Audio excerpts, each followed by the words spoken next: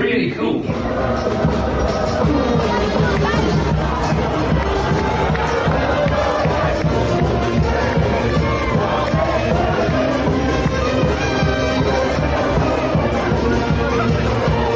Bonjour, hello, and welcome to the Rosbiff Rugby Podcast, your one-stop shop for all things French rugby, the top 14, Pro de National, of course the Champions and Challenge Cups during this European season, and most importantly of all the brilliant towns, cities, bars, restaurants, fan stadia, everything that makes the French game so sublime, and maybe the odd special guest, including, as always, Rob. How are you, mate?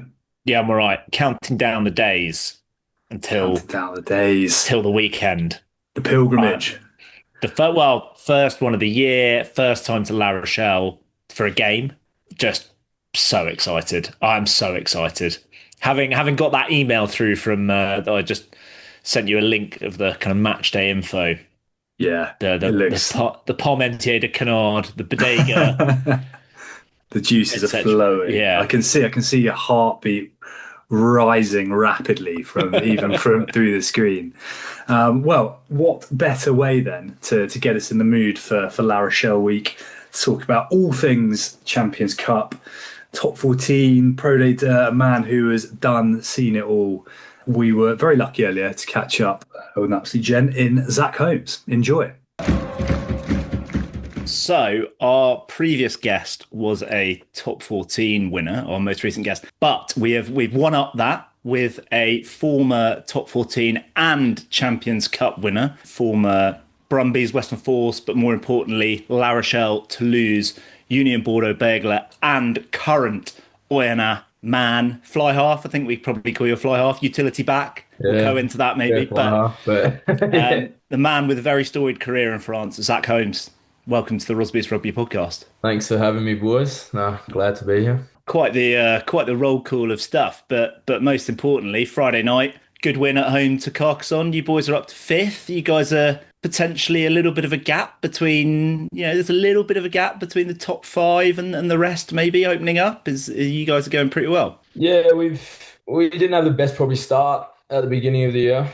Yeah, and coming off last season, which was not what we expected. Probably found a bit of form, and I think that sort of came from getting the sort of first away win, which was against Argent, and then been able to win away again. And once you build confidence through that, most teams are usually quite difficult to beat at home, especially in the Pro de Deux. Like there's probably a greater focus than in the top 14, just to win at home and prepare to win at home. So to have a few away wins has been good for us and confidence off that. I don't think we're playing our best rugby yet as well, so I think there's still quite a bit of room to improve and be better. We saw at the start of the season there were quite a few games that I think it might have been 2 or 3 sort of last play, and maybe, I don't know, from afar it felt like actually maybe had a slightly better start to the season than the results had said on paper. Any sort of big shift that's helping you get over the line, or just a little bit more? I noticed you've been playing a little bit more. I don't know if that's just not heap. Nah, I think we lost 2 games after like the 82nd, 83rd, 81st, 82nd minute. We lost to Carcassonne away, Dax away, where they scored maul tries after the 80 minutes. And then, so we had some all right performances at the beginning of the year where we couldn't win away games. Not playing amazing well, but being able to stay in games and to construct games where we were able to survive. I think it was just a bit of management stuff, a bit of how do we close out those games. It's I think when you guys know, like when you're playing like in the Pro de Deux, like seems like a lot of games go down to that last sort of 10, 15 minutes, and how you sort of manage that with momentum and I guess sometimes refereeing decisions and how they're sort of refereeing the game. It's probably more ill-disciplined than sort of other leagues, like when you watch top 14 and even like Premiership URC, like when you're playing Predator, like it's probably more penalties, more ill discipline. So it's like how you manage that, being able to stay as disciplined as you can, game management stuff. Like it's very basic, but I sort of found playing what in this a year, like a year and a season and a half now, that sort of comes down to that, like that sort of money time, last 15, 20 minutes, how you can just manage that and win. That sort of finishes winning or losing a lot of games in this competition. Was that a coaching? Was there a kind of coaching point or a senior players, or is it literally? Do you feel like it's literally just luck of the draw? You just happen to have got on the wrong side of it early season, and now you're getting on the right side of it, or is it? I Well, think you're a senior player, you can claim all the credit if you want. I think there's an element that where the coaching and then there's the reviewing, learning what have we done wrong here, what could we done better. There's a players thing in terms of okay, and like going through that and being like, okay, we've done this wrong, or yeah, at the same time learning from what we've done wrong. And I think there's a confidence once you sort of get over the line is like, okay, we can do this.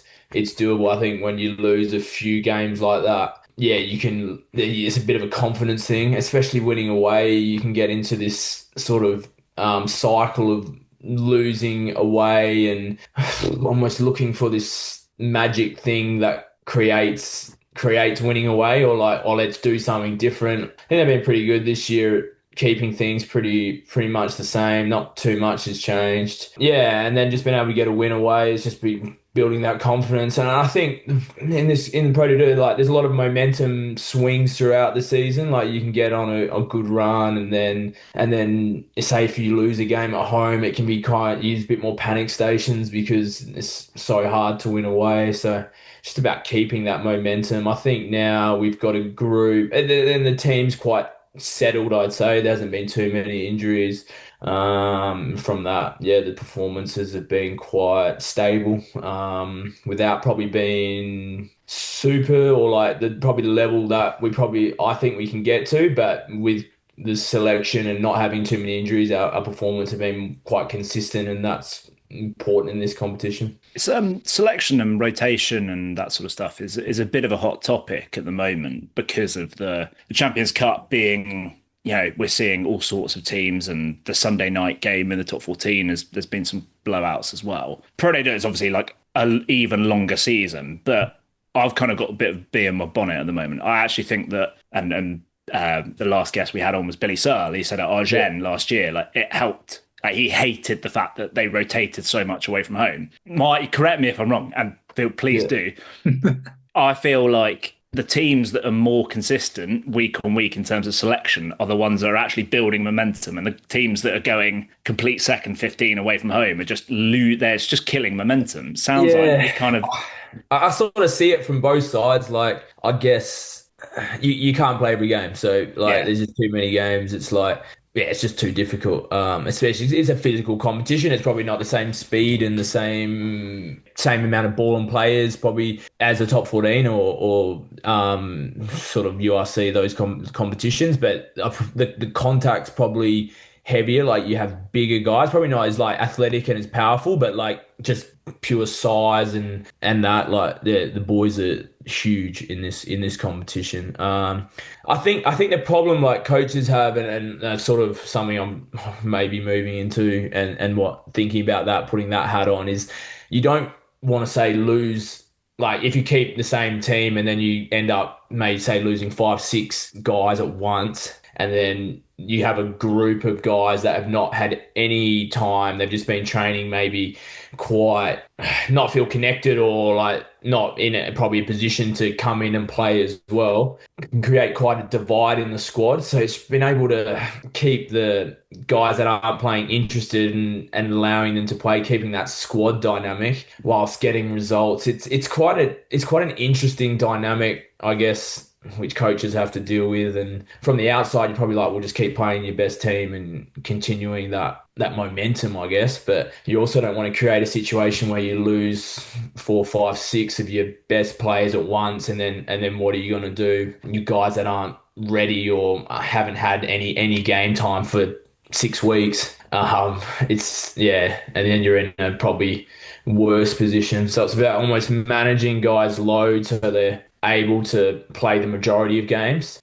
which is a little bit luck involved with that. Yeah. But then also getting the squad involved because you can end up in a situation where you're training and you've got the guys that are always playing, guys that aren't, and then you can end up getting this sort of training which is just not at a good level because the non-playing guys just aren't there, aren't connected, their heads aren't there. They know they're not going to play. They're just sort of showing up, going in, and you don't want to create that environment as well. So it's not an easy sort of dynamic to deal with, but it's probably why you get a bit more rotation just to keep that squad dynamic or keeping guys feeling a part of the group, I guess. Yeah. One team that does have a thin squad and has also suffered with injuries. How's about this for a link? Is La Rochelle, which is, I don't know, it was probably different when you were there, but takes back to the start of your time in France. Nearly, it must be 10 years now. Yeah, this is my 11th season now. Yeah. So talk us through kind of coming over from Australia, the whole recruitment. Who did you speak to? Landing in France. La Rochelle's certainly back then was a bit of an outpost and certainly not a big name in French rugby, certainly not in European rugby. How was the kind of early days in France? They're all pretty quick. Like, I was sort of playing Super Rugby. I was at the Western Force playing a bit, but not consistently. That's my sort of. I'm from Perth, so that's my sort of home team. I sort of was at the Brumbies, came back there. That's where I saw, okay, I'm back sort of home. They wanted me to come back. Probably didn't go as well as I wanted it to go. The La Rochelle thing came up. Initially, I didn't know much about it. Kind of wanted to stay with the Force, but sort of got to a point where they didn't really even want me to, like, they want me to re-sign. So I was like, okay, I'm going to take this just didn't really have any other options. At the time, La Rochelle were quite low on the table when I signed. I think like might have been in or just above the relegation. They ended up sort of finishing that season before I came quite well, but like it was sort of touch and go if they were going to stay in top 14 or go down to Predator.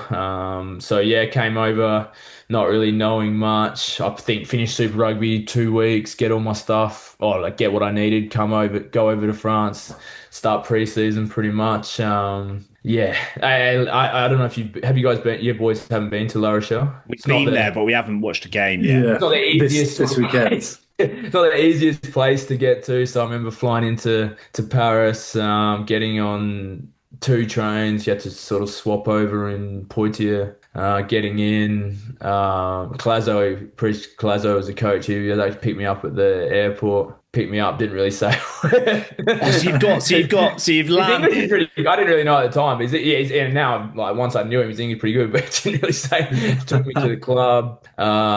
Wait, so you've come off a 24-hour flight. Yeah, you've got a 2-hour train with Patrick Clazo. I didn't have heaps and stuff, but I might have had like two decent bags and maybe a smaller bag. I mean, I can still remember, like, I don't remember everything in France, but I remember coming and not having an idea about the trains. Like, what do I do? Like, I sort of knew how to, like, I think they booked it or sort of give me a rough idea what I needed to do, but didn't even know anything about like the seats and how that worked. I was sort of just, where do I go? Like, what does all this stuff mean? Didn't even know about that. I knew I had to change, but then like Poitiers is like a small city. No lifts or anything. So you got like, I've got these huge, big, like full 25, 30 kilo suitcases trying to get them up the stairs and stuff. It was middle of summer. I was like, at the time, I was just like, oh, just you get it done. And when you sort of look back at it now, you're like, Jesus, that was an experience. But no, that was my time in La Rochelle. It's probably my favorite time. I didn't really know that much what was going on. We didn't start the season very well. I remember my first game was a 50-point loss at home to Clermont. Fans were booing. This isn't good, but we ended up sort of, the first half of the season was quite tough, and then we sort of got some momentum and ended up finishing ninth. And I played a lot. I think I played about 27 games that year. I played probably 34, 35 games in 4 seasons of Super Rugby. So for me, I was loving it. Like, couldn't really didn't speak any French that first year. Didn't really know when I was getting told off and stuff. So it was great. Like I've just played just probably the most just playing pure rugby without not caring, but just being able to do like, okay, this is how I want to play it. I'm not sort of worried about what coaches and stuff. And for a 10, it's quite liberating, and it's become more difficult to do since I've been in France. But yeah, that's sort of my first experience of rugby in France, of just coming over, sort of getting chucked in the deep end and just enjoying playing rugby. Like, and then yeah, it was a cool city as well. And your second, I think it's your second season there. La Rochelle finished top in the regular season. I might have got that wrong, but you'd obviously played Yeah, with yeah, I think yeah, that's true. Yeah, like you'd have played with, and to kind of drag it back a little bit to this weekend as well, a few guys who obviously went on to win the Champions Cup, and in with the likes of Weenie Antonio and Lavani Bottia, who were yeah. doing ridiculous things in Dublin at the weekend. However many years later, kind of at that point, was it evident that that kind of group was emerging as a team that were going to dominate Europe? I guess I like when I first came like to La Rochelle, and I sort of had watched a little bit when I knew I was signing and saw someone like Leps, who I was like, Jesus, and you see his highlights and you're like, like him? Like, I guess if you look at his highlights when he first came over Pro de Deux, like he's kind of like a Tuisoba kind of same kind of impact thing where you're like, Jesus, I'm glad like I'm playing with him. I guess when I first came, like the first season, you could see it. Like we probably had like a bit of you sort of still had guys that had come up Pro de Deux, probably not at the level of top 14, but then you still had, say, guys like Winnie and Leps, and you had some younger guys that like a Gabriel Lacroix who got injured and ended up playing. You had guys like that where you're like, geez, some of these guys are pretty good, but other guys probably weren't at the level. But in the second year, you had Victor Vito came in. You sort of, the squad sort of improved. You probably had a higher just average level of player as well. And then I guess the other, as I've mentioned before, just winning away. I guess in my first year there, I don't think we won an away game. We might have lost one or two games at that first game, and maybe one other game at home, but won every other game at home, but couldn't win the game away. And then the second year when we finished on top, we might have won the first or second game away, and then we're like, oh, okay. And then we got a bit of momentum on that, and we ended up probably winning maybe half our games away, which was something, yeah, for La Rochelle that was quite uncommon. And then that's when the momentum came from that. And he had Brock James come that second year as well, so he was quite good for me in terms of understanding French rugby and how things work and a bit more game management stuff. I was playing a little bit of centre then with him, which I played a little bit before, more when I was younger, but I found that quite interesting, especially playing with someone with that experience and stuff and who knew French rugby. But no, I think my time in La Rochelle was, I really enjoyed it. It was hard to leave, but yeah, it's also not easy to But stay. Stade Toulousain come calling. Yeah, It's pretty hard to turn down. yeah. But Toulouse were coming off, when you signed for them, they were coming off the back of like their worst season pretty much ever, Yeah. weren't they? Like they kind of hadn't qualified for the playoffs, which seems mad to think about it. But it's kind of, you got to cast your mind back. They did have a real dip, and they were like Challenge Cup and stuff like that, which also seems crazy. Like how did that kind of move come about? Because presumably La Rochelle had been better than them in the league the year before, but it's Toulouse, right? So It's quite a strange like this, even just the timeline and stuff of it is, I ended up like speaking to Toulouse quite early in the, like, it was what, 2016-17 season. So I sort of was going between Toulouse and seeing if I'd stay in La Rochelle, and ended up deciding to go to Toulouse. But this was probably, it was early, like September, October of that season. shit. So really quite early that I had to sort of make the decision. At that stage, like year before Toulouse played final, I don't know where they finished, but I think they were maybe third or fourth or something like that. And I sort of knew the history of Toulouse without knowing a heap about French rugby. I was probably knew more about Toulon at the time, just with around that time with the European Cups. You had Giddo, Mitchell, O'Connor, sort of that Australian influence there there as well. I knew that Toulouse was an historic club. I knew that they'd been quite successful in France, but I didn't know a heap about how successful that was or how big a club, even probably when I signed with them until I got there, like how big Toulouse was, which, yeah, and then from there, I guess Toulouse, La Rochelle ended up we finished on top, and then Toulouse, I think, finished 12th. So it was a bit of a weird thing. People were saying, oh, that you do regret like at the time, like, oh, you do regret leaving and stuff like that. But for me, it was probably a blessing in disguise, to be honest, because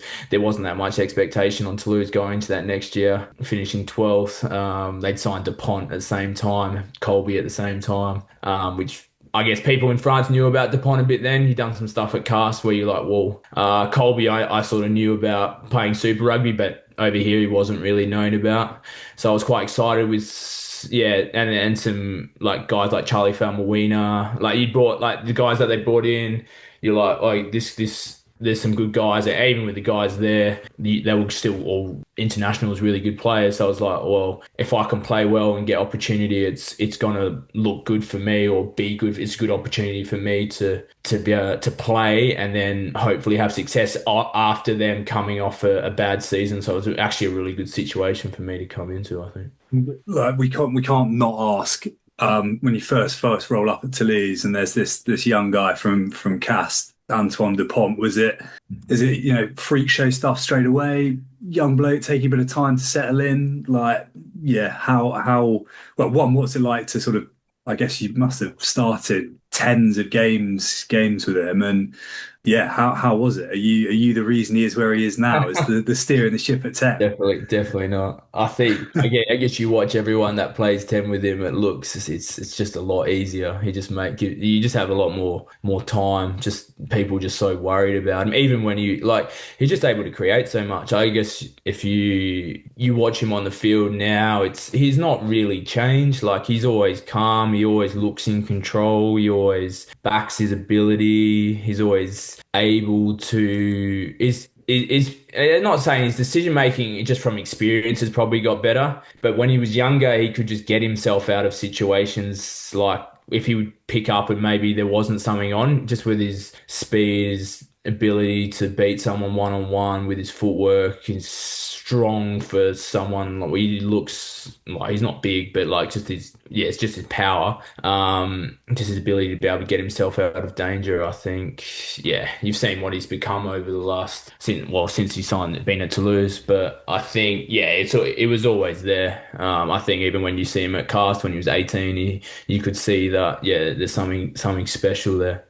When he's training and stuff, it's the same. Like he's always able to do things where you just sort of have to stop and be like, yeah, that's ridiculous. But yeah, you get that a bit at Toulouse with quite a lot of the players. What was because that was fairly early days in the days of Ugo Moller, and you'd kind of come off because Patrice Colazzo kind of has this reputation as a bit of like a firefighter, a bit of like in English football you'd have like a Sam Allardyce type, Yeah. Alan Pardew type thing and then because Ugo Moller was still pretty new. Like, what was the difference between those? Did you notice instantly that it was a completely different mindset, or was the Toulouse, like, was it a shock to the system, kind of training at Toulouse and the coaching and everything like that? And also what's the magic sauce? What is the reason? I think, like, yeah, I think with Patrice, like, it's a more of a boss. Like, he's trying to get that emotional response out of players, and he likes that sort of emotional energy, and then that is quite a big thing in France, like getting that emotional response and getting guys up to that emotional level. I think with Ugo, and the thing why I think Toulouse has been so successful is he knows how he wants to play the game, and he'll get players to recruit players or bring players in or develop players to play that style of game. So he has a philosophy, an idea. There's a Toulouse way, but he's able to adapt it to suit the players that he has, and that's changing sort of depending on. I think now you've got, say, someone like a Miafu. We had a Takori before. They can sort of interchange, but there's like different. They're probably a bit more ball handling now with Toulouse that in the forwards that they probably didn't have probably when I first started there. I think the thing that Ugo and why Toulouse is so successful is the players that they've been able to bring in and how they suit the Toulouse way of playing, and they've got their like the guys that have come through, and that's an academy thing as well, being able to bring guys through their squads and through the academy, and to keep that similar philosophy through the different categories. I think that's important. I guess you're going to get the best youngsters going because they want to go play at Toulouse, but then it's been able to bring those guys through, give them opportunity, and know that they'll get opportunity as well if they perform with the academy. I think, yeah, with Hugo is just getting the right people in and then letting them express themselves and play without being too controlling. I don't think he's not that type of coach. He likes the players to express themselves. He likes them to show initiative. He likes input from the players, how they want to play, and I think that's quite empowering. It can be dangerous because you don't have as much control as a coach, and ultimately, like at the end of the day, like they're going to either be successful or not successful on wins or losses.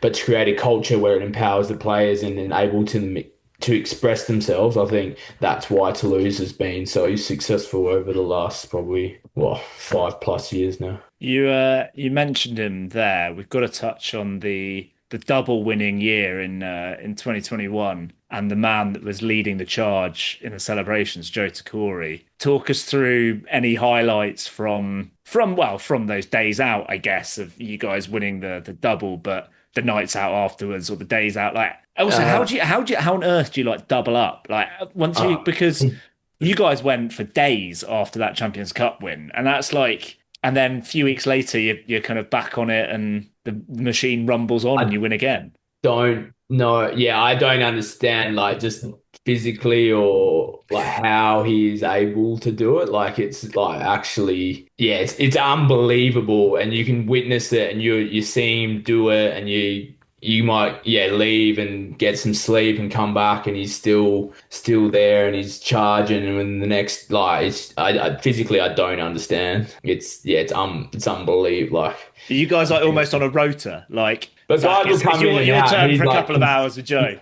he's consistently there. It's like he's never, and guys will try and go with him, but it's yeah, he's a special human being. I remember even like a few of the camps. We went to Andorra and stuff, and he'd get a few of the Academy Esquire boys, and you're like, oh God, like we know you have training, you'll go for a team dinner, you have training, and you'll get them around, and they can't say no because it's like they have to sort of stay with him. You know what's going to happen. You see the next morning, and you're at training at he probably was there at start at 8:39, and he looks absolutely fine. You know he hasn't slept, and then you just see some of these academy boys, and it's like they're literally like falling over their feet getting onto the field, and it's like Jesus. But no, he is a special human being, and just he's sort of I think and he's still at the club now doing stuff, and I saw him not too long ago when I was back in He's still Toulouse. playing. He plays at Blognac every Yeah, day. yeah. So yeah, is that just like a guest thing, or is he doing that? I didn't. Yeah. I think he's like he was. I I remember think more picking than up. Yeah. Yeah. once. Yeah, I picked up one of those like annuals of like Oh Midi yeah, shit. Olympique, and he's a listed member in the squad. Oh shit. Yeah. Well, he still looks the same. So, Yeah. yeah, I think he did like that was sort of the culture thing, and he was real big on that. And I think, yeah, it's sort of with him there, and then sort of passing that on to some of the other boys like more Piatto Morvaca and Rodrigue Netti, and they've sort of continued that sort of not sort of just going out and partying and stuff, but that like getting the boys like being able to go out and celebrate and having that social aspect as well, which is the same in other clubs. But I think that was quite a special thing at Toulouse with him. Will that happen through the season then? Because obviously we kind of hear about the big like 3-4 day benders after big wins, but will you have Not like not celebrate too like you much. guys They'll got be breaks and organised. stuff like that? Yeah. Yeah, there'll be organised team stuff. You might have some more stuff when there's not games. Yeah, it's not too much when you're sort of playing top 14 and with Champions Cup. Maybe if you like qualify through to the semis in the top 14, you might go into a camp and you have opportunity there. There'll be maybe during the Six Nations, things like that, and they'll usually try and maximise them by, I guess, Toulouse will go on different camps and things like that because they have the budget for it and they're usually quite nice. But yeah, I think there is an important aspect. I guess, yeah, you need to have a cult. You don't want to just be, you don't want a team who's going out and getting smashed every week. There's a professional side to it. But rugby's a sport where you need that social connection and you want to be sort of maybe say different to football. Like you want that camaraderie. You sort of playing a bit more for your mate or you that guy next to you if you sort of have that connection off the pitch, you're probably going to do a bit more for them on the pitch, and I think yeah that's an aspect of French rugby which they appreciate. Your next club in the top 14, Bordeaux Bègles, we saw last year and they won the Champions Cup. Ben Tamafuna very much in the Joe Corey role, leading the charge. That shift across the Bordeaux, was that similarly kind of as well planned out as the La Rochelle Toulouse switch, or a little bit later Yeah, it was on? a little bit. I'd been 5 years at Toulouse, probably not playing, like sort of progressive playing probably a bit less, and just saw the opportunity to go to Bordeaux. Probably was at that time looking for something different options. I probably saw Bordeaux as a team that had a strong squad. Always sort of thought Christophe at the time when I signed was Christophe Urios. So the way when I spoke was interested in playing for him. The way he sort of spoke, and I'd heard good things about teams that he'd coached. That didn't last very long, but I think yeah, it was all Bordeaux. I saw as I liked, and I liked the way they play rugby. I think that was appealing thing about going to Toulouse. Even when I was at La Rochelle, I didn't know, but I think by the time I'd been in France, I'd been there 7 years. I'd watched Bordeaux. Seen Bordeaux become a bigger team or a team capable of, I thought, winning things, and I enjoyed the way watching them and how they played, and I knew that even the crowd's pretty amazing as well. I'd played there half a dozen times, and every time I was like, wow, this is impressive crowd, for what I didn't really, you wouldn't really think is a big rugby Yeah. kind of place in France. So yeah, it was a bit of best fit for me at the time, something different, and yeah, I guess working with Jalabert as well, I was sort of interested to see how that went. I don't know. I've got two like roads I want to go down, but I just want to touch on Christoph Urios because we like from looking over the channel, like you've got this guy who's absolutely massive. He's got these weird glasses. He's shouting the whole time in this gravelly voice. His teams generally have actually played some pretty stodgy stuff. What's he? I've heard. Like, I think from back when I was listening to the like Johnny Beattie's podcast. Like, he's quite a good bloke. Like he's really popular with players, isn't he? Yeah. But he seems like from the outside looking in, he seems like he'd been an absolute nightmare to play under. It's for me, like I didn't have him very long, so I can't like I would have liked to play under a bit longer because I can't speak to him. We probably had about 8 or 9 games, but preseason and stuff as well. So I got to go do all that and sort of experience how he worked. Very detailed, which you probably wouldn't. Oh, I guess like probably wouldn't think as much. Just very clear on what he expects from your role, which I found quite nice. Like very direct. Like this is what I expect you to do. Different parts of the field. I found that quite interesting. I don't know if like the way he sets up, he's very focused on the area. So like say in Bordeaux, he wants to connect to that area. So we would go during like the preseason. You don't have massive preseasons here, but we'd sort of train somewhere away, maybe Saint-Emilion or something a little bit further out of Bordeaux in different region, and then you maybe doing it, and then you'd camp or you'd stay at like a school or a dorm or something, and then you would do something, an activity at like a chateau or connect something there, do different activities there, and you're sort of a bit more, I don't know, like a bit of team bonding, but you're sort of in the area as well. I know he's done it when he was at Cast. He's done it at Clermont. Even when he was here at Oyonnax, he's quite big on bringing that identity of the city to the team, which, yeah, I found quite...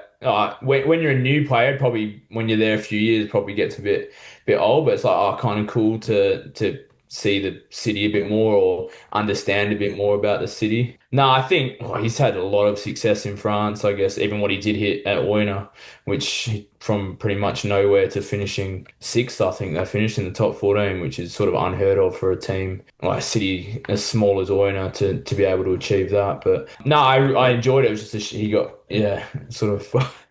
Maybe pissed off the wrong people at Bordeaux and got moved on. Very quickly before we move on to Oyonnax, in one word, who should play 10 for France in the Six Nations? Jalabert or Ntamack? You've played with them both. I think like it's tough.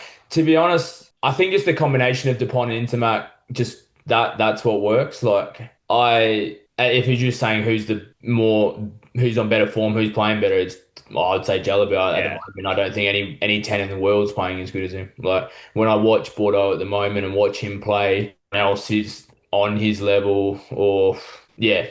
I think he's at the moment. I'm not saying guys probably in like the southern hemisphere, but northern hemisphere. I think there's no one else on his level. Will he play for France? I don't know. Probably not. I think that sort of Dupont Intermac sort of chain and is quite settled, and it's the stability that brings. But in terms of just ability and watching someone, just the enjoyment of watching someone play rugby, I think you can't go past match. Yeah, Jalabert. I even just watching him the other day, like just to watch him play and to be able to use his initiative and the things that he can do is just. Yeah, it's somewhat pretty extraordinary. I'm going to go for just another quick cop-out question before we talk a bit more about Oyonnax. And obviously, three of the sides you played for, some pretty impressive performances for the most part. Maybe not Toulouse, but how do you assess their sort of respective Champions Cup chances at the moment? I don't know how much you catch or whether once you played on Friday. I try and watch. Yeah, I don't watch all the top 14 and stuff, but I try and stay in touch with like La Rochelle, Toulouse, Bordeaux stuff, like generally just to guys that I've played with or know and just interested in how the clubs are going. Start with La Rochelle. I think that the game I was surprised with the level that they played with the other, like against Leinster. I think they were unlucky, or they were lucky not to win. Don't think they're in a great position on the table now because they lost they've had a tough sort of draw, but. Yeah, I guess the whole thing with the Champions Cup, you need to sort of be finishing top or at least second. Otherwise, it gets very difficult from the draw from that. The same problem with Toulouse now. They've sort of put themselves in a position where hopefully I think they'll bounce back and do well against Sale. I don't know if they can get to second maybe. But unless, it's just going to be difficult for them going deeper into the draw, having to play multiple away games. I think if there's one team that's capable of doing it, it's Toulouse. But I think it's just made that task more difficult. I think Bordeaux's now in position where, depending on how they go against Bristol this week, if they can win that game, put themselves at the top, and then be able to have multiple games at home, I think that puts themselves in a really good position to repeat, which would be massive for Bordeaux. But I wouldn't write off Toulouse just yet. I think. I kind of feel like they could, come April time, they could. It doesn't really matter. It might. Yeah, I think if they can get. Yeah, I think they had Glasgow and Saracens, and they're playing, tough conditions as well, which doesn't suit Toulouse's game. They never play amazing on the synthetic as well. Like it just doesn't suit how Toulouse play. I don't know if that's why that is exactly, but just don't seem to click as well on the synthetic as when they're playing like at home or just on normal sort of hybrid grass pitches. So I think if they can, get into finals playing, hopefully not on synthetic pitches, and they'll be good to go. But I think they just seem to struggle a bit more on synthetic pitches, which they're used to it because there's synthetic pitches in top 14 and stuff, but just don't seem to be able to get the game going as well. It's quite a big difference because obviously, go on, Rich. Yeah. No, I was just going to say Toulouse's form in the Champions Cup throws a little bit of a grenade, I suppose, into the last 16, right? If you come first or second and maybe get a Toulouse side traveling. It's yeah, maybe a little bit more jeopardy in there, which I think the competition hasn't had, which is Yeah, quite it's nice. true. Yeah, Rob, it's sorry, mate. Definitely. I was going to say, well, obviously,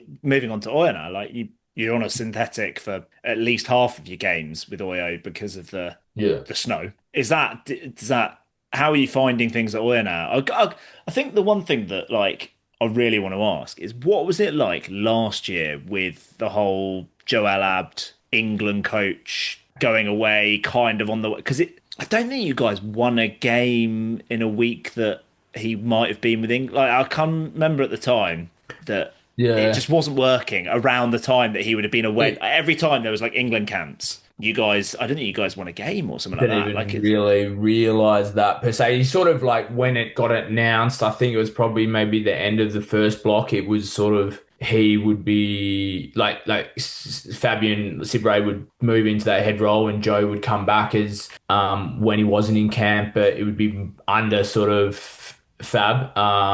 It's probably a little bit disruption in terms of like the forward stuff and line outs because Joe was doing line outs as well, and that became probably not a huge problem, but just the organization of that became took a little bit to adjust to.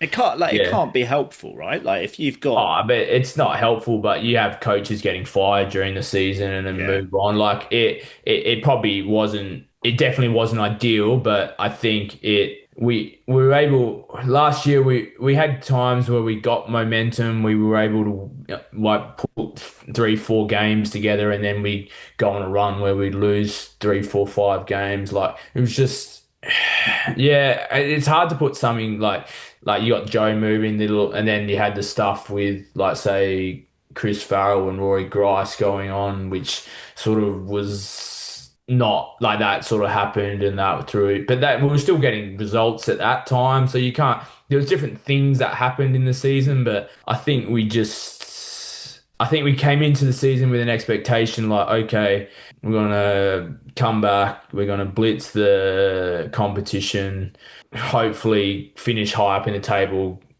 go back up to top 14. Not saying we're going to win the thing and go back. We had an expectation like we're going to be at the top of the table, we're going to be competing to go back up. And then when that wasn't happening, it became okay, this isn't right. Trying to almost what can we do to change things or looking for that quick solution. And yeah, we just weren't, we just, and I don't think we were miles off. Like there was times where we get momentum, like we're just outside the six, and then next 2 weeks later would be 11th, and you're like we were like seventh, like, and you're just like Jesus. And I think we had there's injuries, but there's always like there's so many like there's a lot of injuries in Pro D2. We couldn't get guys on sort of major guys on the field that often, and at the end of the day, it was a bad season. But I think guys are sort of it's a bit more not saying like humble humility coming into this season. Like okay, now we just have to, we need to prove that we're a decent team and get some respect back, really, because last season, yeah, it was not the level that anyone at the club sort of expected. And then presumably the aim this year is to promotion. Really, it's presumably well to try and get as high up the league, but obviously to try and looks like Van might kind of run away with it a little bit, or they're going to be they could stretch out a pretty big lead, but presumably it's to get you guys have got a real chance of getting second, or well, you could still get first, but Yeah, I think that's not really been spoken about too much. I think we sort of come into it being like we need to just sort of come back and restore more respect. I think give that sort of identity, play with that sort of how we want to play, and not be you're always worried about results, but get some of that identity back into our game, how we want to play, be dominant up front, be able to control, not play boring rugby, but we're playing probably a lot of high balls, a lot of contests in the air, and sort of maybe playing, a style of rugby that I'm probably not as used to, probably not as aesthetically pleasing to the casual viewer, but I think it's been effective, and you can sort of see results in it, and guys are getting more confidence from that.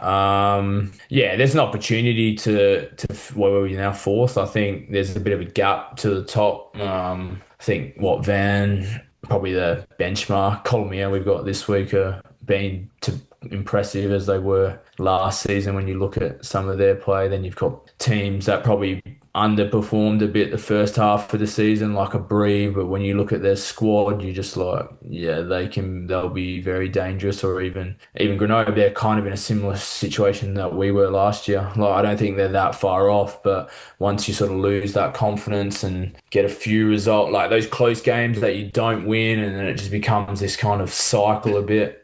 I think they're very dangerous as well. So it's a tough comp. I think the level of I never was too sort of spent a lot of interest. Or I'd sort of look at the table, but was never that. Didn't watch a lot of Pro D2 before I started playing here, but it's a very even competition. There's not a lot of difference between the teams. The same probably in the top 14. Like you've got like the professional teams in France, they're the teams are at a high level, and if you don't come to play, like you will get beaten. And that I sort of like that last year, like there's games where you're looking at it on paper, like this shouldn't be too hard, and then you're in the game, you're like, shit, like this is a bit of a battle, and it's a battle every week. And then people, when you see people speak about Pro D2, like it's just it's a battle every week. You just got like, it's probably not the prettiest. You have some games that blow out, and you have those big blowout games where teams turn, but yeah, it is like a battle every week. And I think that's what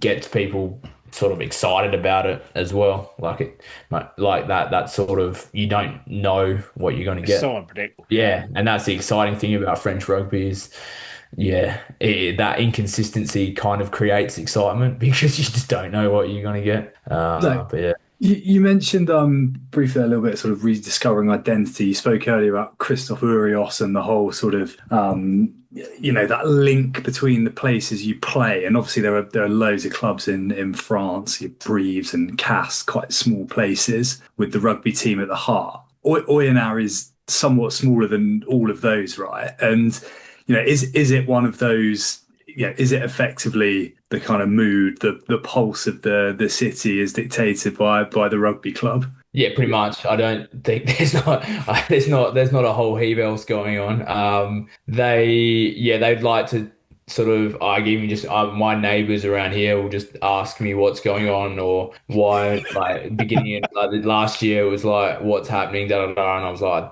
I don't have an answer. I don't know because there's an expectation like when the top 14 came down, they were expecting to be at the top and competitive, and it wasn't happening. And yeah, there was. When you're sort of the town's tiny, but people will sort of want to speak about rugby, and yeah, that's all it is here. It's just rugby, and people want to speak about rugby, and it's quite nice. But when you're not winning and not performing, it's probably it's not ideal. But yeah, this is I guess La Rochelle's a city in the same kind of thing where it's just rugby, and you see that with what they sold out for the last 10 years. What's like the funniest interaction you've had with a fan at like somewhere like Oyonnax or La Rochelle? Like, has anyone just like can't laid think of into you, or like anything, or like someone said something really funny, or like can't think of it off the top of my head. Oh, they'll I don't know, like they'll sort of be more like at the coaches, like what's he doing, kind of like they'll comment on the coach, and you can't really say anything back when you're like, what am I meant to respond to that? You sort of just give them like a nod or just a no comment kind of just smile, but it's more they'll just give their opinion about here it becomes a bit like this style of game a bit. We'll speak about that, like why do we probably kick as much as we do and stuff, but I think that's just that's how the system that we play, and it is effective when we do it well. Like it probably comes down more about execution as skill than the actual kicks. When people get annoyed about kicking, it's usually because the kicking's bad rather than like when you're getting contestable kicks, winning the ball, people aren't really complaining about it then. But when you're just aimless kicking or it's poor kicking, then people will complain about it. Yeah, it's probably game style and coaching stuff that probably the major two things that get spoken about. You mentioned before we started recording, you mentioned you weren't Oyonnax as a place is not a big place, not that many recommendations. There will be hopefully at least one person listening to this that is going out to La Rochelle this weekend. Oh yeah. As Quins fans. head out, where should they go? It's a Sunday evening game, so there's a full weekend basically. Yeah. What would you recommend to do or go, Depend- or bars, cafes? What would you Definitely recommend to La Rochelle? they probably don't even like when I was there. Like I've been back a few times since then, so I sort of know what's still there and still not there. But like hopefully it's a nice weekend and they can get on the viewport on the old port there, which is if the sun's out and it's nice, it's beautiful. There's a restaurant already, yeah, Isio. It's like a French Thai fusion. It's on the old port. Isio, Iseo. Yeah, that's my sort of go to every time I go back to La Rochelle. I go there, so check that out. I think there's some more cafes and stuff there now. Like there wasn't really anything when I was there. There was maybe like a Columbus, which is like a what do you call it? Like not like a Starbucks, like a kind of thing. But now there's a few like nice little cafes and stuff. If they have an opportunity to go to Ile de Ré, I don't know. It depends on how the weather is and stuff as well. But that's a beautiful spot. It's just over like a 3.5K bridge. From La Rochelle over to the Ile de Ré, which is just an island just off La Rochelle. But like, have a look around there. There's a few little nice little ports like on that, which yeah, that's a really really nice spot. But yeah, hopefully the sun's out there. It's unbelievable. If the wind and rain, not as nice. And then Sunday evening, La Rochelle have just won. Even so, the Quins fans, they've been on the sauce all day. Where do they go after the game? Where's the bars? Can't even remember the bars. I was, I remember, like, actually, that was probably the most I went out in France was when I first got there. But yeah, I think you can't go too wrong on the old port, sort of around, like, when you come out, if you sort of just head to the old port and then the bars along there, you can't really go too wrong with that. I'm sure there's an Irish pub. I can't remember the name of it now. In town, just off the old port, which I'm sure the English fans will. Yeah, won't be too hard to spot, I'm sure.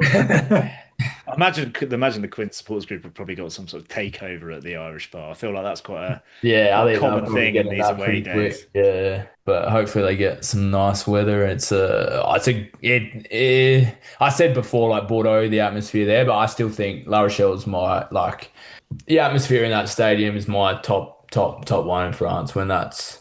And they've sort of built the stadium a little more, changed it a little bit. Not to put more people, I think put more corporate and stuff in it, but still, when that place is rocking, it's probably that is my favourite place in France to play rugby. It's quite a special experience. So hopefully, if they're experiencing that, then Quins are probably not going too well. It's a cool place to watch rugby. We're going as neutrals, so we're hopefully probably neutral / one of our mates is a Have you haven't watched it? You haven't been to any of the games there yet? No. It's so hard to get tickets. Yeah. I remember when I was there, it was like the amount of people asking for tickets and stuff was nuts. And what's now? I think I would have been one of the last games that didn't get sold out. I think I was looking at that before. It was like 2016, like beginning of 2016. So I was like, yeah, I must have been one of the last games that didn't get sold out. So that's nice. Hey, looking at your career, it's you're the dynasty builder. Get Zack Holmes in before, and then 2-3 years later, you're winning the Champions Cup. So we almost got relegated last year here, so I'd almost ruined. There's a Champions Cup for you now. I'll be winning the Champions Cup coming up. Champions Cup for you a few years down the road. Fantastic. Rich, have you got anything else? We've taken a lot of your time. Yeah, we have. I just noticed the time, mate. Yeah, it's all good. I like chatting rugby. It's nice. Nice one. Well, mate, I feel like we had loads of other questions. So maybe when Oyo get promotion, then we'll have to get you back on. Yeah, for sure. I enjoyed it. Perfect. Good luck on Friday against Colomiers. That's one of the games of the round. That should be a pretty decent, tasty game. But until next time, Zack, thank you very much for coming on the Rugby's Rugby podcast. Cheers, boys.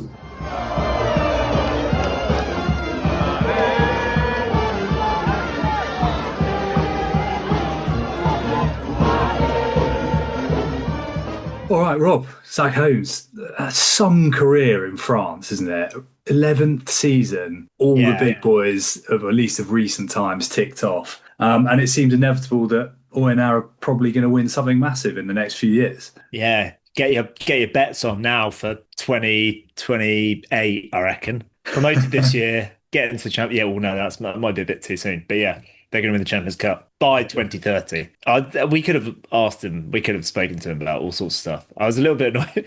Didn't get a chance to ask him about his Airbnb on his Instagram. He's got an Airbnb. Maybe we should give it a plug. On his Instagram, he has a link to his Airbnb, it looks delightful. It has to be said. It's down just south of Carcassonne, so slightly further south of Bordeaux. It looks right on the coast. It looks lovely. Very nice. It's supposed to be, is that Bassin d'Arcachon? Is that it's supposed to be beautiful, right? Yeah. Oh, very nice. Well, who knows? One day, maybe one day in the summer. Obviously, it might be tricky to take in some rugby. So maybe a couple of pre-season games somewhere.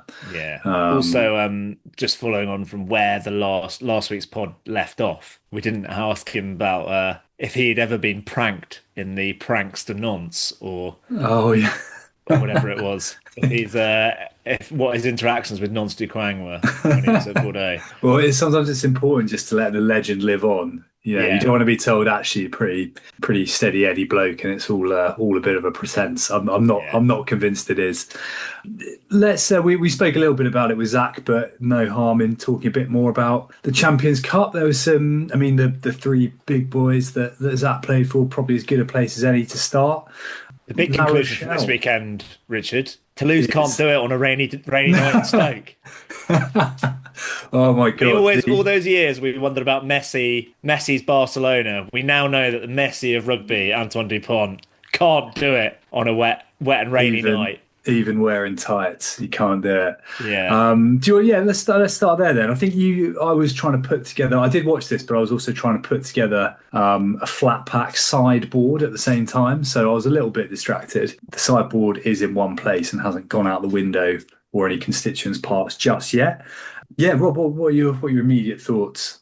I find myself at a pretty similar point to where I was after the Glasgow game, and I don't really know where it went wrong, but they looked bad. They didn't. They looked really disjointed. I can't remember a time that they've kind of played like that, really. And I think the main thing for me is that we didn't see any of the back line. I mean, he must have touched the ball about 5 times and dropped 2 of them, but Ramos barely touched the ball. I just don't understand how that's come to pass. I thought Saracens' defence was obviously very, very good, and that's a big part of it. But I just can't remember a Toulouse team looking so disjointed and unthreatening. They didn't really even look that threatening for large chunks of this game, despite having quite a decent amount of ball. Yeah, I had a little look at this because I was I feel like I felt like they hardly had any ball, and I think part of that is.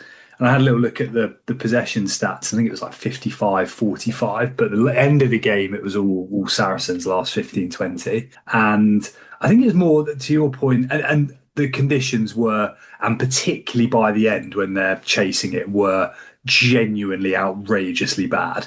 But they were still win behind. They were win behind, but I think that to me maybe comes more down to a little bit of what scant ball they had. They just didn't do the right things with it, did they? Like the guys there, we've spoken how many times, Dupont obviously being out, but an amazing kicking 9 for all his other flair. Ramos's ability to kind of weave and puppet teams around the pitch is almost unsurpassed. And there was none of that, was there? There was none of that kind of control that you'd hope for from a side. There was that one that quality. massive 52 from Kinghorn, which again, like you've got a British Lion with a massive boot, win behind. Like he's Scottish, he's probably played in some wet conditions before. And even with that 50-22, they never quite were able to capitalise on it. Like that felt like it could have been a bit of a momentum swing, but then later on he knobs one dead, doesn't he, off a penalty? So they just didn't. I almost don't think they were that inaccurate because they didn't really have the chance to be inaccurate, if that makes sense. I felt it was a very underwhelming game. It was not an attractive game of rugby, I don't think. No. Although I think credit to Saracens, who've obviously been in a real sticky patch, and they were great. Their set piece was excellent. The scrum went really, really well. Yeah, they were also Marcus Street. Streety. All these years we've been all bigging him up. He finally pulls one out of the bag. minced one of the best packs in Europe. Yeah, it was a fantastic performance. Just a note on the wind. There was you see in the first half there was a kick from Elliot Daly that went for the corner that went dead. That it was it didn't even, it wasn't like a big up and under or anything. I reckon it would have gone over another pitch by the time it had gone past the dead ball line. It was like gaining momentum as it went hurtling into the stand. It was quite something. Well, talking of momentum and on the wind, presumably that was the rule that was on that final pass from Lazowski to Shagan, which was not checked by anyone. So live, I was like, well, that's about a metre forward. I don't think on replay it looked quite as bad, but how they've not even checked that, I don't know. Like it's like you were saying the other week, 4 passes is gone, mate. It's referee. You don't have to referee for. Might as well, play American football. Some of these passes. That's such a what's his name? The lad who's just retired, Stephen Jones comment to make. Might as well be playing American football. Yeah, but it does, as we mentioned a moment ago, it does make. I mean, Toulouse got a little bit of work to do now, haven't they? I mean, I think they'll feel sorry for Sale, haven't you? Yeah, got to be. That's got going to reap the backlash to that. I know they're not quite generally hitting their all cylinders in the same way they were this time last year, but I'm not ruling out. I'm not ruling out a repeat of the Leicester game and for Toulouse to stick 80 on them. They'll put 50. I might put 50p on Toulouse scoring more than 50 points this weekend. We will see. Great trip though for any Sale fans who could, as we mentioned earlier, could catch Zack Holmes at Colomiers. Yeah. Get yourself to that, definitely. In fact, I think a long-time listener, Trefton, is doing that trip. Oh, top man. He's doing Colomiers and then Sale. Oh, glad to hear it. Excellent stuff. La Rochelle at Leinster. I feel like we need to keep our powder a little bit dry because we're going to be talking loads about La Rochelle next week. But they should have won. It was bar the first 15 minutes, which was utter drivel from La Rochelle. Suddenly found some cohesion, found a huge amount of power, and will be pretty sick to have lost this at the Aviva. I only caught the last 20 minutes of this, and La Rochelle were amazing. Yeah. Large part. And also yet another dodgy decision against the French side in that Keller has cleared someone out meters beyond the ruck in the ruck before the final penalty. It's like I don't know how it doesn't get caught. I know it's like panicky, but like I just think they for them to lose it because the Premier Sports app is so dodgy. I like paused it. I was like semi-cooking, so I was like paused it while I was doing some more involved bits of cooking, sat down to watch what I thought was going to be the last 10 minutes, and it had taken it to full, or I'd like seen it get to the last couple of minutes, and I was like, La Rochelle have won this. Sat down, turned my iPad back on, 25-24. I was like, oh, great, cool. Yeah, they butchered some chances. Like, I mean, the most open of open goals where Red Wardy, and I can't remember who was coming in behind him. I think Hastoy kind of clash a little bit, but I mean, line at mercy beyond. I mean, we're talking he's like a metre away from scoring a try. But yeah, they were. I mean, they obviously now have they have to beat Harlequins, and you still think even then they're probably going to get an away draw, maybe not, but they were. It's the best team playing ages. Le Garrett was fantastic. Jack Knoll was the sort of, hasn't he? Le Garrett. Yeah, might miss start of Six Nations. Yeah, which he looked really good. He was fabulous. And Levani Bottier, the week before, he was great against Toulon, and we discussed it. You're like, well, that was Toulon under sevens. He was piss-takingly brilliant at the weekend. Everything, with the exception of one chip and chase after he'd made a 40-metre break. He was on a complete another planet. Yeah. It was very cool to watch. Just on Bottier, it's a guy who, ball in hand, in that last 20 minutes that I watched, was amazing in Semeli Daunavuku. Had a fantastic game. Was like breaking the line at will from what I could tell. And this guy's only 20, he's still clearly quite raw. What I did find though, the Van der Vliet try, Bottier is like chasing back with everything he's got and goes for the tap tackle. Daunavuku is like a metre away from him, next to Bottier, and just gives up. and it's like, Oh, I didn't what? notice Like, that. it's odd. It looks odd. There was a bit of like towards it. Maybe it was just fatigue, but there was a bit from La Rochelle where a couple of guys look. Some guys like Bottier were putting absolutely everything in, or like West. Other guys kind of not. Don't know. It was yeah, a little drive Yeah. by on some of the youngsters at La Rochelle there. Dinovic, actually, I had him in my notes. He was amazing, and I think on commentary, a few guys were saying it felt like a little bit of a announcement stroke coming of age. He was phenomenal. And Ehi West, who spent most of it out wide on kind of the wing, many chances spurned by the commentators to give it the wide to West. Oh, I thought that, yeah. The ball's gone out wide to Ehi West. There was West is out, like West is stood on the touchline. There was, honestly, they were so close. They were so close, and they bottled it. I thought I was the only one that would have thought that as well. There'll be people listening to this, but I've got no idea. There's a very, very famous from like mid noughties, I think, possibly even like late 90s of St Helens in grand final where it goes out wide to West. I don't even know Last who play. that is. Last play of the game to win the grand final. It's like an absolute classic in Super League with some very, very good, like iconic commentary. It's like the Super League equivalent of By the Barest of Margins, isn't it? Or like the trying to think what would be the rugby union equivalent of that. Oh, I don't know. Yeah, it was completely insane. Um, 2000, that was incredible. What I was going to say on La Rochelle, on that, oh no, I was just going to make a moan about how we've been talking about Downivuku as a guy of plenty of talent, bit raw. Presumably that was the first time a load of people had seen him play. At least we've Yeah, not been banging that drum for about a year, completely unrecognised. But yeah, sure but we could not have some, bitter. sure we could have some more pundits that call it POW and stuff like that. Yeah. No, I'm Anyway, there. I'm there for it. And the final of the kind of the big three, Bordeaux Bègles against Saints, which, from my perspective, obviously a huge amount of furore going in. Pollock try was amazing. unbelievable. The Yeah, old boys with the Pollock wigs was absolutely yeah. hilarious. I really enjoyed that. And then I found it a little bit of a strange game, this, in that Bordeaux was so cutthroat at points, but also it felt like they still had quite a bit in the tank. It They was, were I don't know, it all 45. They had felt, 45 points on the board at like 55 minutes. yeah, They I kind of mean, it finished. was, it was, it was coasting by the end. They were Yeah. fully foot off. Sesirayasi, who is the least heralded of the Bordeaux backs, looked pretty useful in scoring That a hat hat, trick. the hat trick, the Oh final my try in God. that hat trick. I was watching that in the office at lunch, like in the little kitchen area. I'm glad I did not I was very close to going full Gary Neville in the Chelsea Barcelona, like oh, because like the step is sensational. It Incredible, is a isn't it? wonderful bit of He's rugby. enormous as well, isn't he? Yeah. He's way bigger than I'd given him credit for. Moves very nicely.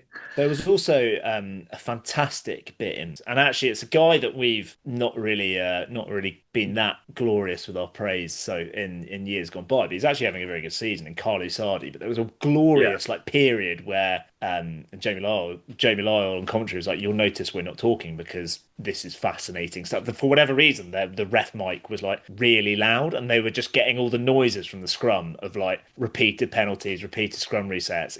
It was fantastic. Like it was really, really interesting phase of rugby, and it ends with someone got a yellow card. What's his name? Fischetti. Biscotti, and Yeah, then hooked, didn't he? yeah, and it didn't come back on. But Sardi, I think, is also having a really good season, and I still think the best team will get at Bordeaux line out and scrum, and Saints had a bit of joy at the line out as well. But they are going quite well, just generally as a pack at the Yeah. moment. And yeah, I just thought that was really cool. If you haven't watched it, it's almost worth like just going and watching on replay that full 5 minutes in all its glory. If you love your scrums, that was Yeah, it was cool. brilliant stuff. Shout out Cameron Walkie as well, who one of Lovely hat possibly trick. the jammiest hat trick ever of Peno basically trying his best not to score to then give it to Walkie. Oh, it's Then he gets hilarious. like a slap down that bounces back in an intercept that is basically a yellow card almost, but It's about 20 centimeters from being a yellow card for knocking it on. And then the last one, oh, he like catches it from like a kick, doesn't he? Yeah, Or like yeah. Restart just drops restart, and yeah. he saunters through. Yeah. Yeah, he was very good as well, Woki. Just the last thing for me, and I think you're right about the Bordeaux pack generally just looks a lot more cohesive, and the scrum is working way better. Like we haven't Yeah. seen. I know Northampton, the scrummaging hasn't been like the cornerstone of their success or their It's their good best though. performances, but it's good. As was, and I know they got whacked this weekend, but as was that Bull scrum a couple ago when you go back to December, and I genuinely think a year, 18 months ago, you don't get any like they don't get that front foot advantage. So something is going really, really nicely there. I think it's partly Coleman and Kaz. Coleman's playing a good Yeah, job. I think the second, with and Parley they to did come off off. the bench. Yeah, they did opt for physicality, like going Cazo over Parlu and going for Yeah, Jean-Luc Dupré. And also Matthew he's playing he's so playing some well. great rugby. Bit of a He could get called up to, Yeah, well, he and has done in the past, but an interesting one. Given, I mean, I assume he can play across the back row as well, but I think he looks like a real out and out eight, if you ask me. yeah. And obviously Tom Willis, who was fabulous for Saracens, will be, you would imagine, slotting in there. So yeah, we'll see what that means for Timo Matia because he's In been El, brilliant. we forgot to call it its proper name, the Toulouse v Saracens, El Willisico. That was the best I could do. And then That's all right. Yeah, yeah. once I got it in my head, I was like, well, it works, kind of works. The other big game on Sunday was another underwhelming. I actually didn't finish, I didn't watch the end of the game, but the first 50, 60 minutes were dire of Toulon versus Munster. Toulon, the first half in particular was just Toulon looked so poorly coached, so disjointed, just like nothing positive to say about Toulon in that, other than Baptiste Serra looking cool as shit on the touchline, like to the point like I almost thought it was a celebrity and then realised it was Serra.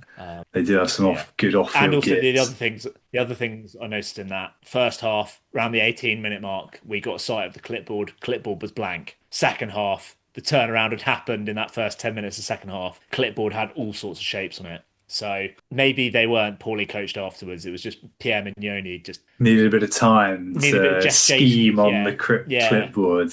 Yeah. Yeah, it wasn't. I missed the start, but I did catch the end of this and it was a little bit more exciting towards the end. There's a lovely Gail Drayan try. Yeah. And I am loath to bag refs because I think it's just such a common thing. But I do feel Munster probably feel a bit hard done by the penalty at the end. There is there is not much getting in the way of I can't remember who it was who turned the ball over for Munster, but it was pernickety to the point of I'm not quite sure what you see in there, Monsieur Dixon. But there we go. Such is life. The two games that I've two other games that I've absolutely watched in full that I would say were also some seriously pernickety refereeing were our two teams. Your boys went down at home to Yeah. Bath in a game very reminiscent of the Gloucester game, in that you had an English speaking ref pinging Cast off the park and Cast either unable or unwilling to adapt anything at all. Yeah, I've got to say, even I'd say this was the sort of story, and as the two teams I follow, Exeter and Cast, I think conceded 37 penalties between them this weekend, which must be some sort of niche record. Yeah, I felt it was pernickety, but like the Gloucester game, like you have to. It wasn't rocket science. The interpretation of the breakdown, they had to be way better. It felt a little bit. There was one genuinely inconsistent call where, so I think in the second half they even got Someone on comms, didn't they? Yeah, yeah. Like but in the first half, and Badiang gets done, and then Bath scored a try from that, and that was a bit of a momentum shifting try from that 5 meter tap penalty. It is really nicely worked, but they shouldn't have had the penalty in the first place, I don't think. And if they do get the penalty, then Cass should have got one in a similar position in the Bath 22 in the second half. So yeah, I mean, I also think like they had some issues with the scrum, right? And like you've got an English speaker in the front row who is a bit of a scrumming nose. Like he's written an article about it in the Times. Like Will Mm. Collier, I just think have it. Like I was surprised that he just didn't have a word with the ref, find out what's going on because I think I've got some strong views about Beno Urbano scrummaging and how the legality of it. But whatever reason, like Owen Cross was interpreting it in favour of Bar, and it was actually Welker had a bit of was getting pinged a lot. But Will Collier should talk to the ref in English and then speak to his teammates and be like, look, this is what we need to do. Relay a message or have that conversation because they were just getting on the wrong side, particularly the scrum, which should have been an area of strength for the Yeah. cast. It was they got the wrong side of the calls and it wasn't working for them at all. Yeah. And when as well, I think actually, particularly in that first half, when there was a scrum contest, it was an area they had a little bit of ascendancy in. But I mean, Walker got done on the bind like 3 times, I think, didn't he? Which yeah, something not quite right there. But you know, I don't have the cast played some nice stuff in parts, but it's kind of story of the season. The Champions Cup. I wouldn't say you watch them in the top 14 and say they struggled to adapt to refereeing, but that's twice now. It's felt a little bit almost resigned to what's happening in front of them, and they did, you know, at times threatened a little bit out back. The guy we've spoken about a little bit last few weeks, Fuati Karol is looking like a serious pickup. Like, Yeah. what a player! Like, quite, yeah. Bear in mind, no Villamoni Batiti. He looked superb. So yeah. However, Richard, I'm building a narrative that English or non-French speaking refs are anti-French teams because I'm as someone commenting on our France v South Africa video on YouTube did this week. Apparently, we're very biased towards France, despite not being French. But yeah, I think Poe as well, like really similar in that just kept giving away penalties, and it just felt like it was actually Sam Grove White, same guy that ref the Gloucester v Cast game. He must hate French teams because he just loves giving penalties. Shout out a few things about the Poe game. A good result. Poe last 16, mate. Yeah, they should do. Home to the Bulls on Friday. This was a really low quality game, apart from a couple of players, like the overall quality of the game. But it was good entertainment. Atisog Bay was wonderful in the first half. Dan Robson won a man of match for a 25-minute performance. He genuinely So good. because Poe flew out to a lead, then kept giving away penalty after penalty, and Scarlets then got quite a healthy lead, and Dan Robson comes on and just sticks them in the right areas, gets them playing, gets them keeping ball. But Atisogbe across the 80 was the best player. I do want to call out possibly the worst start to a game I've ever, like in Champions Cup history, I reckon. Axel Desperez kicks off straight out on the full, which means scrum on halfway, which gets reset 3 or 4 times. So at about 2 minutes 30 is when the ball, after 2.5 minutes, the ball finally gets played away from the scrum. And I think there's a couple of phases in the box kick, and the box kick goes like straight up in the air, like 5 meters. The first 5 minutes, there's like Atisogbe drops Set on the the back tone. and stole it. It was just like, but particularly the first, I don't think I've ever seen a game where someone's knobbed one out on the full from the kick off, and then like 4 scrums before we even get any rugby. Yeah, magnificent. But France is gonna win the Six Nations Nation Championship. Atisogbe at fullback, all good. Happy days, too easy. I think the one we've missed off, which I'm not going to give any attention to, Bayonne have been not good, to put it mildly, this competition. Leicester Bayonne, but Rosbiff man, Billy Searle, 9-minute hat trick. The Rosbiff bounce, as we like to call it. Although it was a few weeks ago, we had him on now, but yeah, he's in He's been fantastic untouchable form. since. Yeah. He's pretty much. Yeah, very good. We haven't spoken about, well, not that we need to speak about them from French perspective again, Clermont and none from 3, but good win away for Glasgow, which puts them in the driving, like Proper driving seat. yeah, like Seed Toulouse one. would have been hoping for a slip. And Zach kind of touched on it a little bit.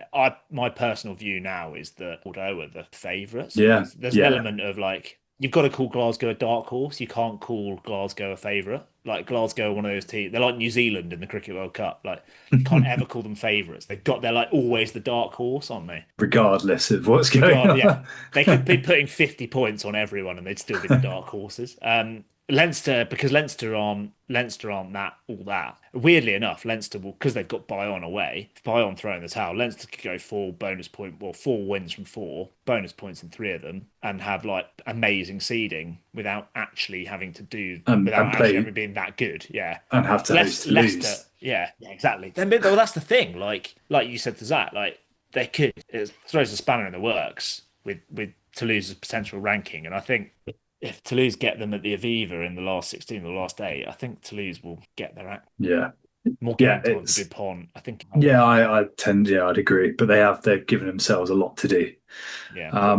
Very, very brief Challenge Cup roundup. Fair play to the French sides who have gone maybe even worse than Bayonne. 3 sides in the Challenge Cup without a win after losses for Racing at Cardiff, Lyon at the Lions, and Montauban at home to Black Lion, who I need to give an apology to. I don't know how I got this quite so wrong. It's actually their 3rd ever win in Europe. They won last year in the Challenge Cup, and they won the year before as well. I don't know if you hazard a guess at the sides they beat. I've only just remembered this, but I think I've got the one from last year. Is it Van? It was, yeah. Van And then had to go to Tbilisi. Did they beat like No.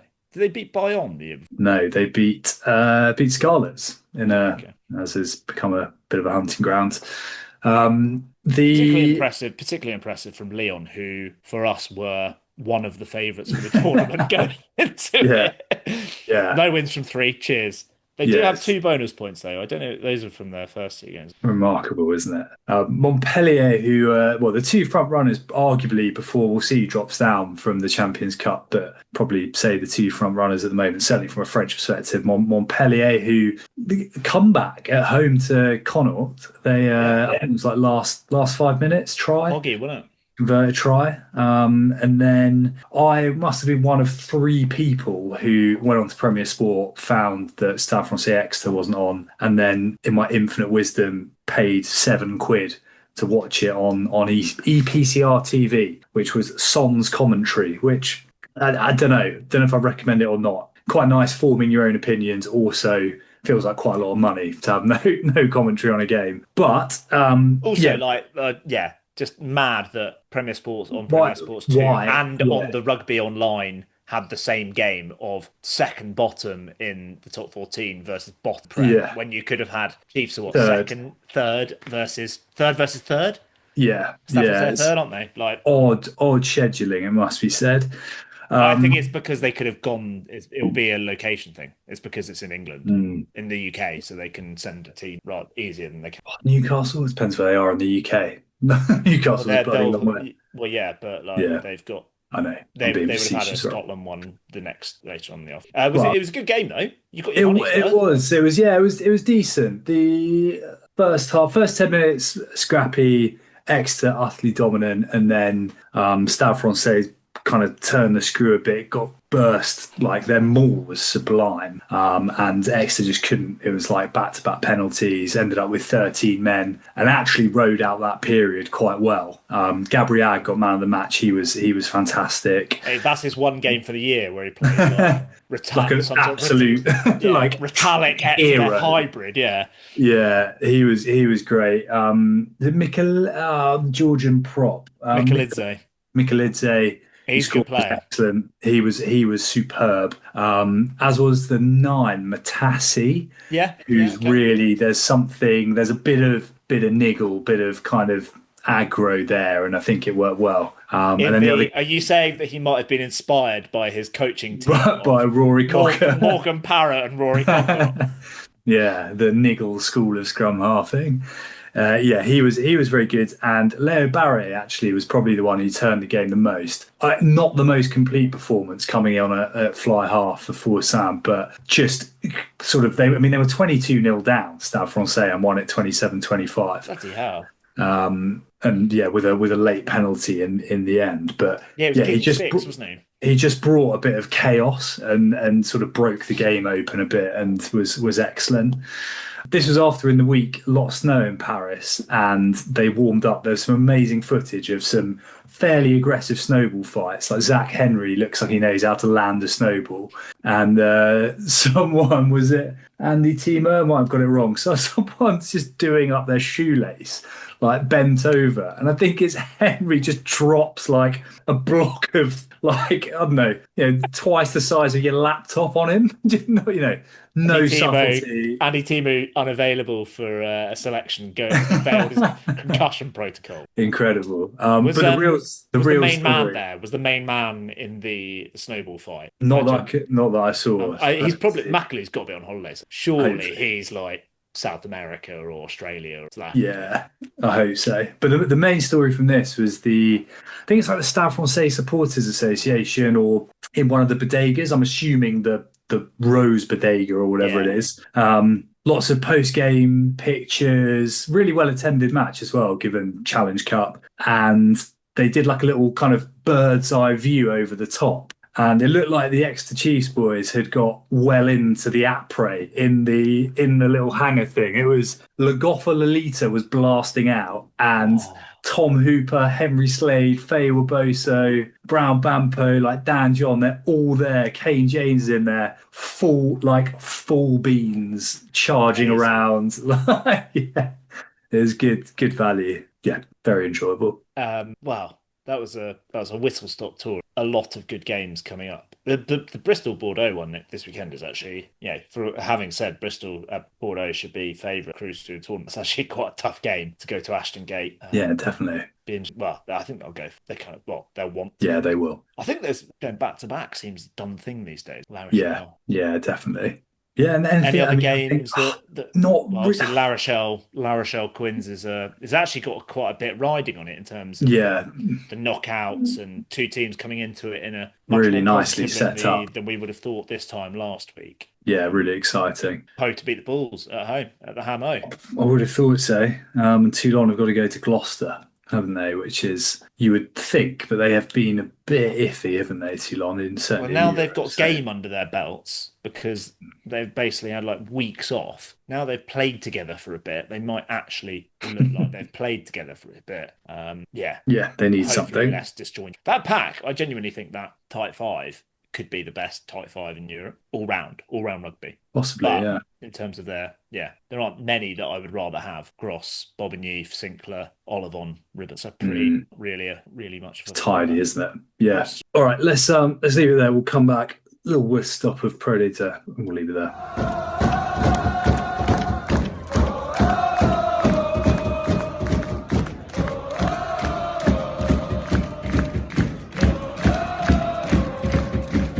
All right, Rob, we've already spoken about Oyonnax.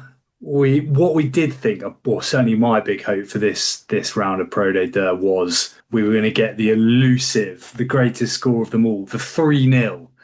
And it wasn't to be. Valence beat Béziers 8-0, which is impressive, but not impressive enough. But you spotted somewhere it's happened. And of course, it was National bringing the goods. Of course. It was down in Tarbes, who are getting Poor old Tarbes. Yeah. Poor old Tarbes lost 3-0 at home to Suresnes this weekend. So I think I was thinking about this earlier. I think those are the two lowest aggregate scores since we've been doing this podcast. So I think the previous lowest would have been the Soyongolen, the 6-all. The 6-all. I don't think we've had a single figures game not that we've watched them, but like since we've been doing this podcast. And obviously Pro Day is kind of slightly famed for having this sort of scoreline. I'm trying to find out when this. Oh, there was a yellow card on 70 minutes for Nathan van der Ven, and Antonin Chevalier of Suresnes kicked a penalty on the 71st minute. So someone's got so it's 70 minutes 0-0.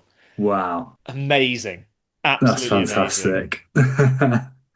Did see that Rouen got postponed as well against Bourg-en-Bresse. So yeah, there was some weather about, to put it mildly. The other main story from which got a little bit of attention was Nice beating Perigueux. Nice put out a side that, I think it was Wasaya Nai-Salevu's first game in Nissa rugby colours, and they just looked, just an outrageous team. Given ridiculous team. Yeah, very impressive. Very impressive. I reckon let's Parc National. And Pro also League not. that was a bit of an apology. That was in Nice. We gave it the big one that it was in Perigueux. So I've got a return train from Bordeaux to Nice. Yeah, to watch Nice Decent, Alevu, Rouet, Owen Williams. Yeah, decent yards. Never mind. Not the most interesting of rounds of Pro League, mostly home wins, with the notable exception of spoke about doing it on a wet, windy night in Stoke. Aurillac, Colomiers, fantastic win for them, yeah, 15-14, not to really be good win. sniffed at. They're not like them and Valence Romans. They're not miles away. I know, like I kind of doubted myself when I was talking to Zach about it earlier. Like Van are not miles ahead. They are. They are. They feel like they're further ahead than they are but actually Valence and Colomiers are kind of neck and neck. Well, neck and neck with each other and kind of keeping up with them. Yeah, they're picking up wins, both of them, Yeah. including 8-0 wins or grinding out 15-14 away at Colomiers. Yeah, it was impressive. The FI UK game was Provence, and Provence were really, really impressive, I thought.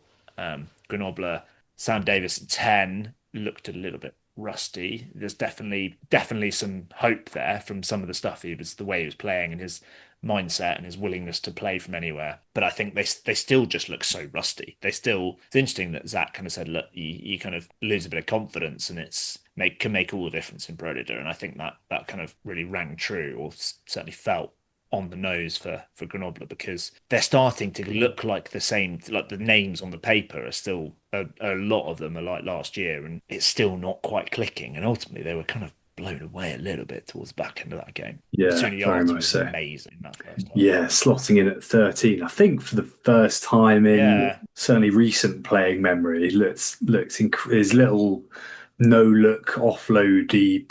Is it an offload? I don't know what you call it, but it's just a beautiful bit of sleight of hand, isn't it? It's a fabulous Provence. Try that if you haven't seen it. Anything else on Predator? It was a little bit formulaic last week. our Big boys. big Johnny win May for scored a Angoulême. couple of tries. Yes, yeah. Back. We can stop Back bagging him now. He's started scoring tries again. back in the mix. Good win They're for still winless away. a good win for Dax at home to Argent as well. What's that, sort of 6 out of 8 or 9 now for Dax? Yeah, Um, it's something pretty good. And it's something like that. I think they've won their last five at home, five on the yeah, bounce at home or something like that. yeah, it's really So impressive. They got the same number as wins as Grenoble this yeah. season, which is Also, incredible. well, the other thing I noticed about that is Brive have got the same amount of wins as Soy and Brive are sixth, and it feels like they've had a really bad season. Yeah, I think that's partly why it feels like the top five might pull away, because Brive still don't feel like they're doing particularly well, whereas Oyonnax in fifth do feel like they're pretty good, and it's only the top five that have a positive number of wins, like a net win percentage. The rest are all, there's a lot of teams on 8 in win. well, 8 wins. Brive, Argent, Nevers, Aurillac, Soy all 8 wins, so 50% of wins. With a tricky little 4-game block as well. I was looking at this earlier. Go away to Colomiers, then away to Angoulême, and then home to Vannes and away to Provence, which It is is tough. not ideal. But sounds like, well, exciting to see how they go. It sounds like there's maybe a bit in the tank yet to come Yeah. for the Oyo men. Well, the Um, big game this weekend is on the Saturday at Scup. We were hoping to do it as a double header with La Rochelle on the Friday night, and for no real reason, I don't know why they've done this, but they have moved Van versus Brive to Saturday, and so yeah, well, maybe we'll catch that somewhere. I don't know what the Champions is. There no French team in the Champions Cup at 8 p.m. Is that what it is? not sure. Toulon are away at Gloucester. I think it's different. It's different Different broadcasters. broadcasters. Yeah, Yeah, I was about to say that. yeah. But Quite I frustrating. But mean, that is a big game. That is, and I think Van. I can't see Van losing that. To be honest, I don't think Brive have quite hit their straps yet to challenge them in that. Maybe in a one-off game they might, but we shall see. Anything else, Predator, or Rob? You got any Petit-Fours to finish us off? I feel like we've had plenty today. We've had recommendations. We've had tales of Joe Corey leading the charge. We've had the Chiefs boys in the hangar at Stade Francais. Anything to finish us off? yes, I have two things. I've got loads of news. There's actually really interesting stuff about Georgia's new coach, Pierre Henry. Talking of Brive, Pierre Henry Yes. Rompon is going to Georgia over the summer. I've got no idea what that means for Brive. Quite interesting that he will be like because it sounds like he is a strategy type guy. I actually wanted to ask Zach about him because I think it would have been Zach that he would have recruited Zach to Toulouse maybe, because if he came in the same time as Colby. But two more Petit-Fours type things. One of which we saw, and I've shared with you. We knew that Mamuka Gorgadze and Aaron Grandidier and Kanang weren't going to be playing against Scarlets because they found themselves in Rabat, presenting the Man of the Match award to Adil Boubina after his dramatic wonder goal in the 119th minute to seal Algeria's win over the Democratic Republic of Congo. Becca Gorgadze and Aaron Grandidier were handing out the Man of the Match awards because Total Energies are one of the sponsors at AFCON, and they are, of course, the sponsor of Po. The other one, not Player of the Match, but Player of the Month, Gaban Miche. Do you know who he is, Richard? Carcassonne. He is a Carcassonne fly half, yeah? Yeah. Did you see what he got awarded for his Player of the Month for December? Was it a chicken? It was a chicken. And I was like, he's been mugged off. Like, they were getting Côte de Boeuf last year, and they were in National. Now they're in Pro de Deux. But what was also amazing about this is that like there's a butcher kind of standing to one side, who I'm pretty sure is the same bloke that was handing out the Côte de Boeuf last year. But Gaban Miche is like gesturing as though he's about to drop kick this chicken. Yeah, I saw this. You know what? I'd totally forgotten about the Player of the Month meet at Carcassonne, and it was such a lovely touch to see that back on the menu. Drop kicking a little poulet into.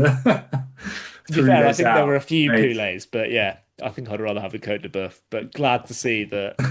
I hope Johnny McPhillips has been going to get his sausages still from his free sausages for. He's actually doing very well, Johnny. I think he's got the best, most accurate kicker in Pro de Deux, I think. Oh, really? Something like that, yeah. He's not far off. Hopefully that means some extra merguez. Rosbiff bounce. Telling you, mate. Yeah.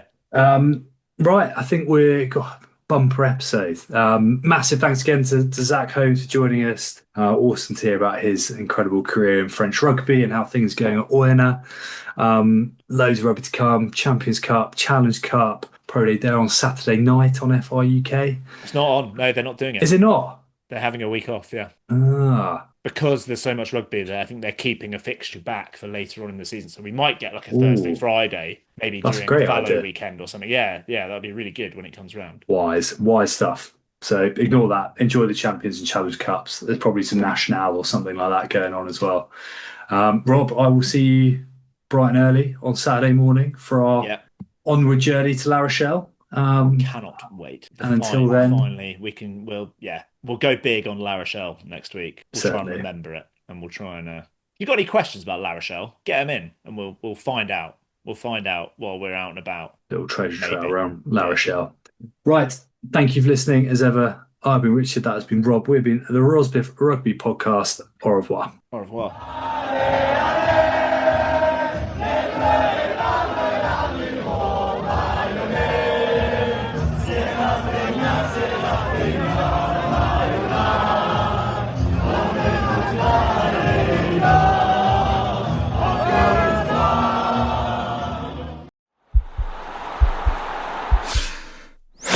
This podcast is part of the Sports Social Podcast Network.